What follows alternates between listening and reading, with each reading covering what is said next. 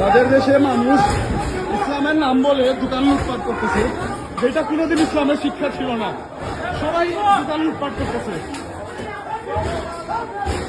এখানে প্রকৃত মুসলিম একজন নাই, সবাই চোর। এখানে বাটার দোকান ভেঙে মানুষ সব পণ্য নিয়ে যেতেছে।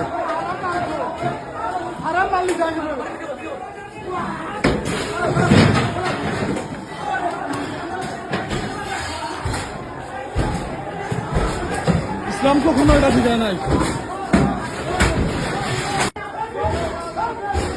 এখানে প্রকৃত মুসলিম একজন নাই, সবাই চোর। এখানে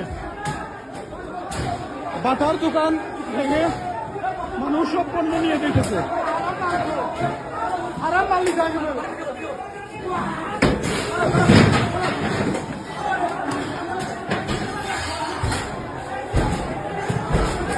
ইসলাম কখনো এটা শিখায় নাই।